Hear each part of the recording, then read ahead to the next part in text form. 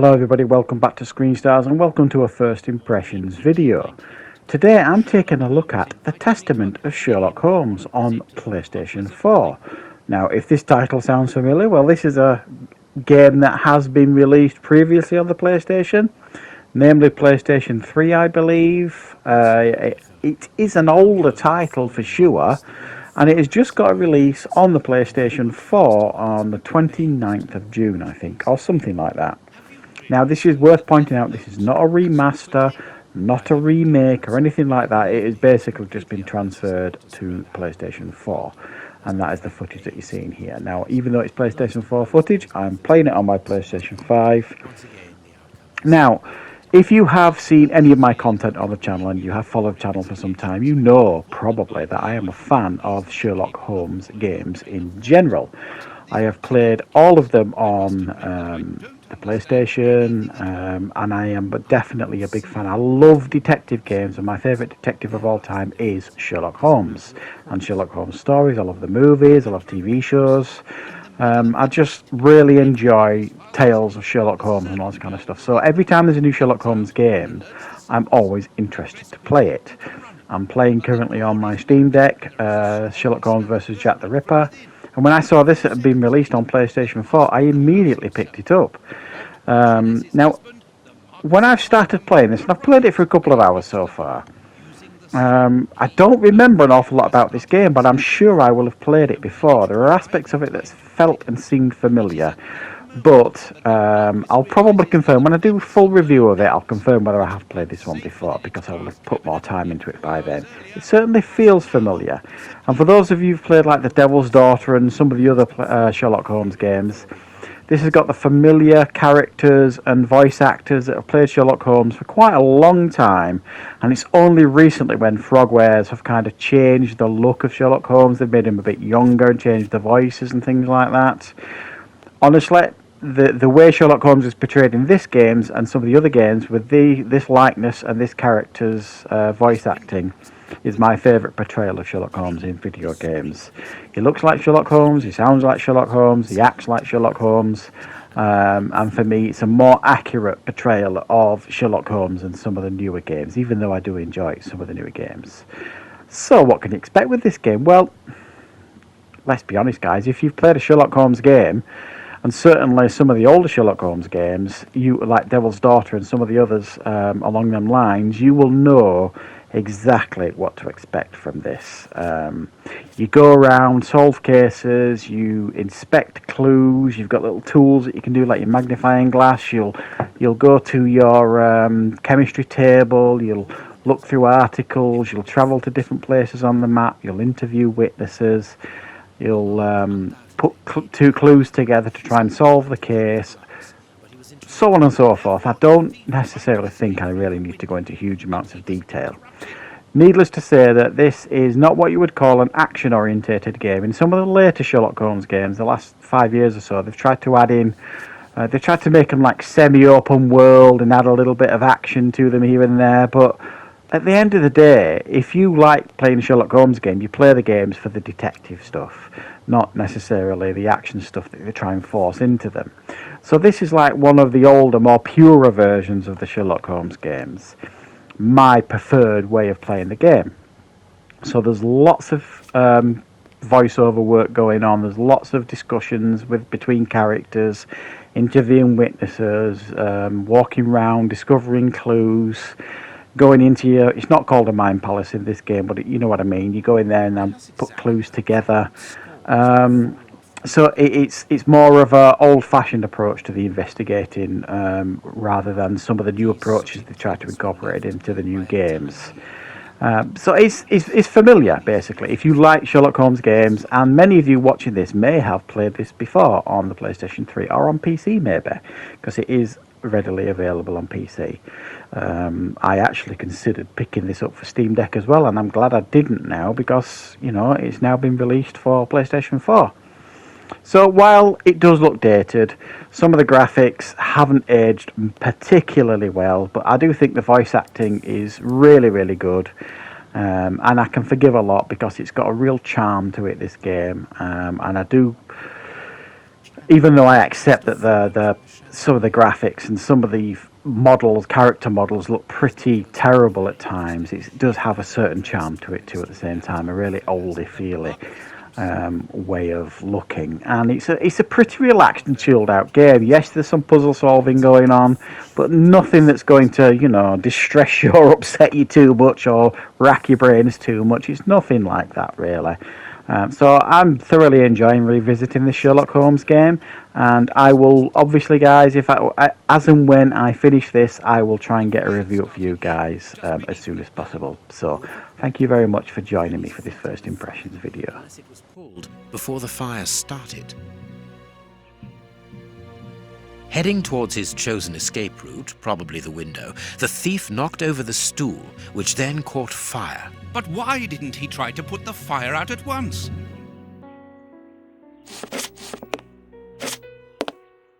Footprints! You are not going to get on your knees to examine them. There is no need. It is soot. The servants must have trodden in it while they were putting out the fire. Strange. There are some objects here that have been knocked over.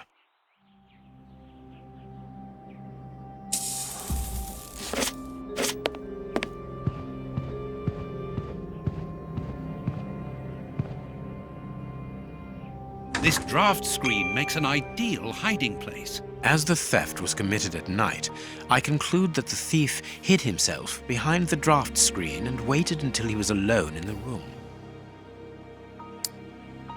Strange, there aren't any prints, yet I'm sure that the thief hid here.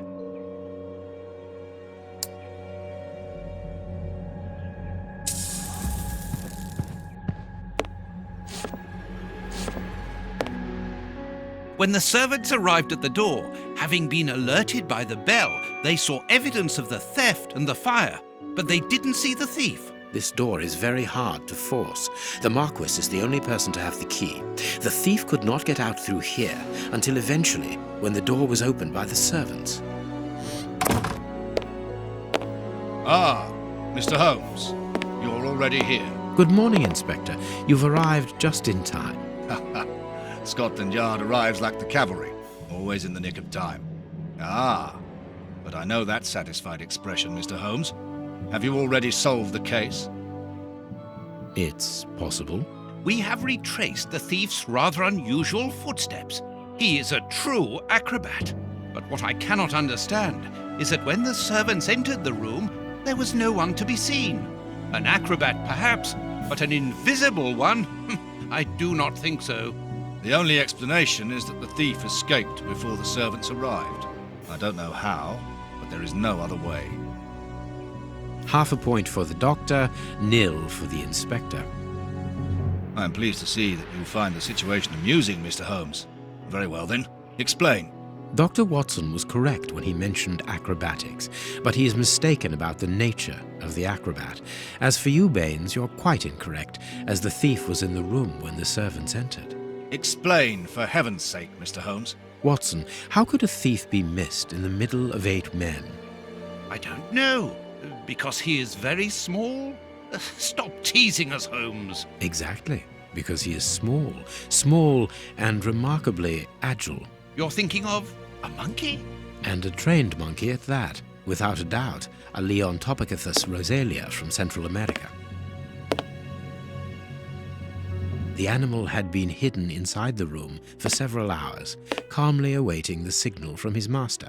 Once night had fallen and the room was empty, a high-frequency whistle alerted the monkey that it was time to begin the procedure for which he had been trained.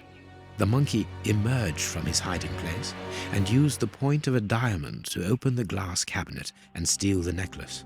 He headed across to the window by the chimney, but knocked over the stool, which in turn knocked aside the fire guard and started the fire. The frightened monkey jumped from the chimney by swinging from the bell pull, thus alerting the house servants. He then went to the window and began to use his diamond to cut a hole, but was interrupted by the staff trying to gain entry via the door, and he panicked again. He ran across the piano, scattering the music scores onto the floor, before hiding inside the chandelier, knocking over a candle. Finally, the servants and the Marquis entered the room, leaving the door open while they put out the fire. It was during the confusion that our agile little thief made his escape through the doorway. As simple as that. A brilliant explanation. Bravo, Holmes. And the necklace? I can see it from here, my friends. It's right in front of us. We have searched the room from top to bottom, Holmes. How were we unable to find it? Because we paid insufficient attention to the only victim of this affair. What victim? No one is dead? Yes, Watson. A poor goldfish whose destiny was to die, crushed by one of the most precious necklaces in England. The aquarium is just beneath the chandelier. I understand. The little monkey had likely hung the necklace around its neck and lost it when he leapt from the chandelier. The jewels fell into the aquarium, where they remain now.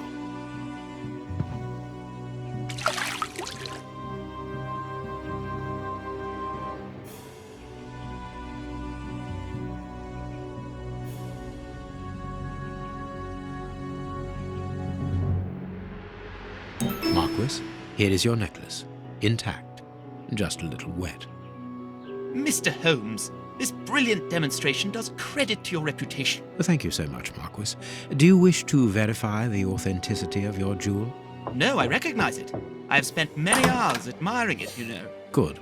I will return it to its box and...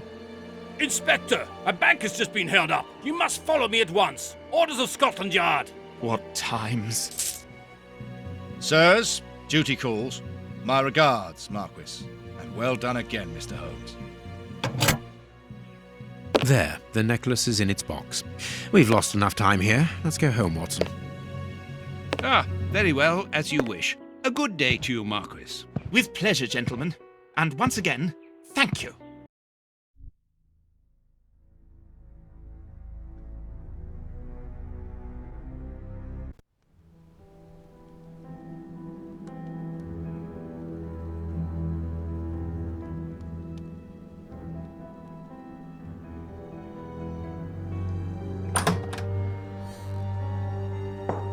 This morning's newspaper.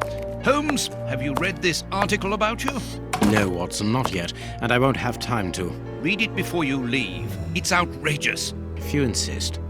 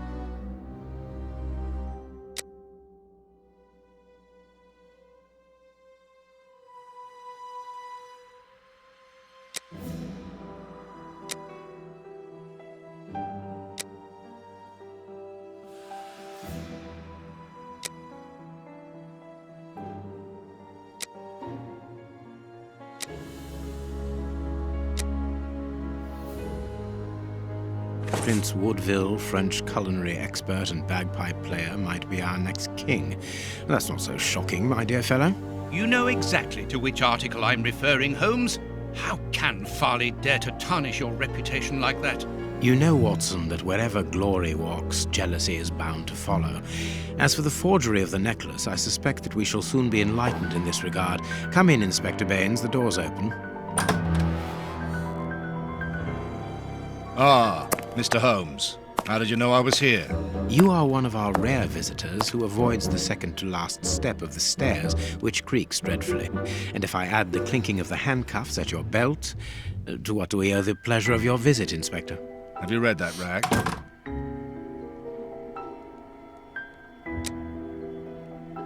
Inspector, I assume that you have the fake necklace with you. It's why you're here. Your superiors would like me to examine it. Indeed. They would like you to confirm or deny putting this fake in the box. Can't that wait? I must go to the house of Lord Peregrine Maitland, the Bishop of Knightsbridge. Inspector, can you explain this slander? Has the necklace of the Samoas really been replaced by a fake? I don't know how the reporter got hold of the information, but it's true. About the necklace, of course. I wouldn't permit myself to question the integrity and honesty of Mr. Holmes. The necklace is a forgery? Impossible! I saw the Marquis authenticated before my very eyes, before Holmes returned it to its place. Mr. Holmes, the Marquis believes Osmond Farley's theory. I shouldn't be surprised if the reporter isn't behind all this slander about you. He's a freelancer, well known for his explosive and subjective articles. In any case, the Marquis assures us that you were the last person to have the necklace in your hands. Let's return to the Marquis's house, Holmes. I'm sure that we'll have no trouble in taking apart this theory. It is unnecessary. Such allegations collapse on their own, like one of Mrs. Hudson's soufflés. Let us leave the police to solve this problem and turn our attention to the matters in hand. Perhaps you are right, Holmes. And the Marchioness? She is beside herself. Without the necklace, her marriage is compromised. It is the principal item of the young woman's dowry. What a lovely marriage. Holmes, forgive me for insisting, but don't you want to examine the fake jewellery? Watson, I have an appointment, and it's out of the question that I arrive late. It will only take you a couple of minutes. You really must quell the suspicions put forward in this appalling article. If you will allow me, Inspector? Be my guest. Very well.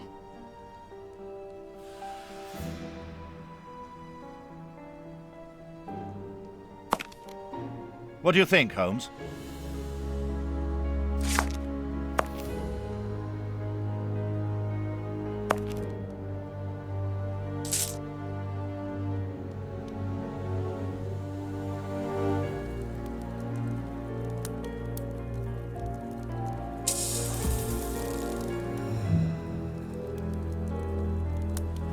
This pearl is a different color.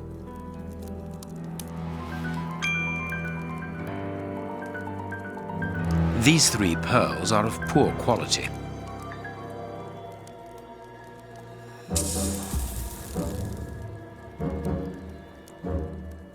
This pearl is too small.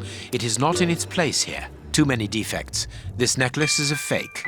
This is nothing but a vulgar copy, and at a glance it would appear that the forger has intended for it to be seen as such. How could we have been fooled by such a blatant imitation? I don't understand. Yes, how is it possible? Holmes, do you have a theory about this? I have absolutely no idea. You insisted that I examine the necklace, and I have done so. Now it is important that I keep my appointment. I'm sure, Inspector, that you will throw some light on this affair. Holmes. You may accompany me, Watson, if you care to do so. Goodbye, gentlemen. I'll keep you informed as to my inquiries. Goodbye, Inspector. You mentioned a bishop, didn't you? Are we going to his home? Yes, the Bishop of Knightsbridge. I put his address on our map of London on my desk. Would you get it for me, please? All right, Holmes.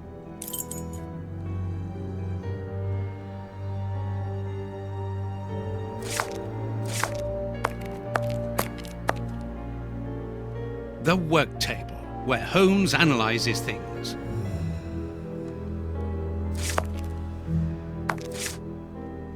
Holmes's homemade analyzer.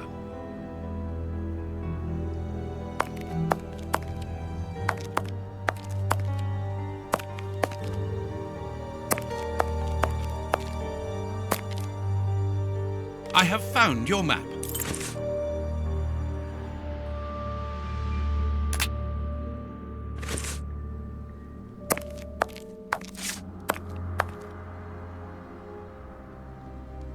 Find the address of the Bishop of Knightsbridge on the map, and let's go.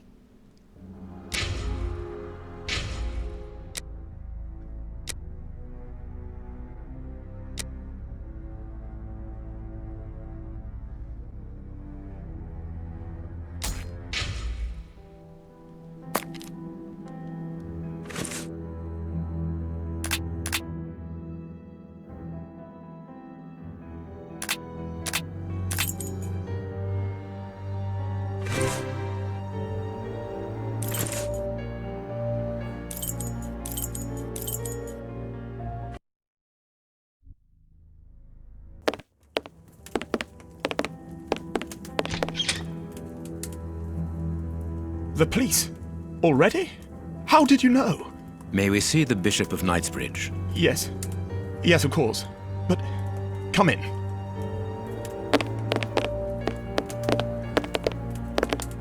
What has happened, Reverend? What? I don't know. It was last night, I think. I only just arrived, and I have made this macabre discovery. My God. How horrible. I haven't called anyone. How did you know that? Holmes, look! The Bishop, appallingly mutilated. How dreadful. Mutilated. And killed. He was such a good man. How could anyone be so brutal? Look at him. He is barely recognizable now. How could any of God's children be responsible for that? They were evidently unworthy children, Reverend. Now do please try to calm yourself and focus, because we will need your assistance. Do you have any idea as to the motive behind this? I haven't had time to do an inventory, but nothing appears to have been stolen. And anyway, His Excellency didn't own anything of great value. I don't know what else I can tell you. Note this down, please, Doctor. Doctor? But you aren't the police? No, Reverend. I am Sherlock Holmes, and this is Dr. Watson. We are here at the request of the Bishop. In that case, I must ask you to leave, and not to touch anything. I must get in touch with the authorities without further delay. Reverend, when the inspectors of Scotland Yard find themselves at a dead end, which they quite often do, I assure you, then they turn to me for help. If you will allow us to continue our investigation, then you shall have the answers to all of your questions. Out of the question! I don't even know you! I'm going to call the police, whether you like it or not. It would be better for everyone, Reverend, if you kept your temper. Watson, are you taking notes? This affair promises to be a complex one. Therefore, we must not overlook the slightest detail. Yes, Holmes. I am keeping a meticulous set of notes. I have created a very clever deduction board. One thing we can be sure of at the moment is that this crime was not for gain.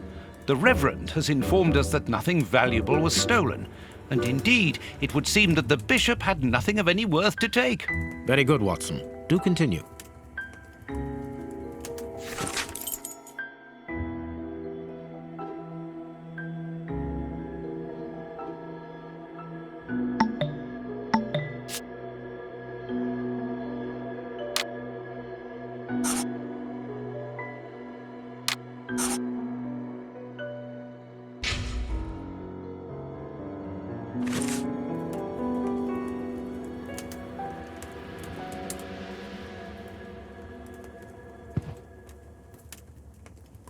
A broken phial and blood near the neck. What a strange smell. Phew. Chemical components, I think. A broken bottle of whiskey. However, the Bishop of Knightsbridge was known for his sobriety.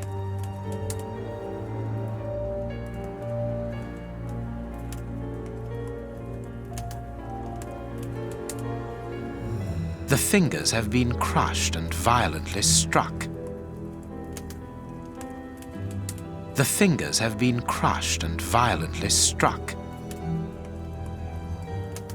His stomach is covered in scratches. Quite evidently, they weren't made recently. So, these wounds were not made by his murderers. His forearms have been ripped. Pieces of skin have been torn off. What do you think, Watson? I'd say that he was eaten alive. Yet I've noticed a curious degeneration of the skin tissue around the wounds.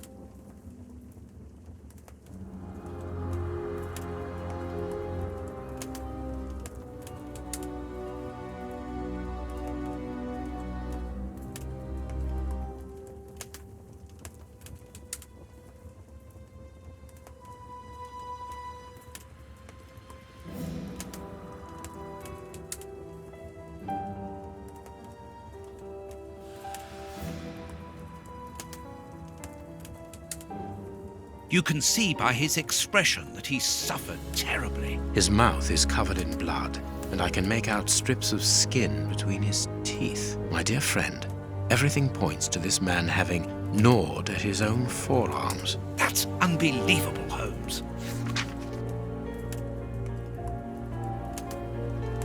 His chest has been lacerated, I would say, with a very sharp and fine blade.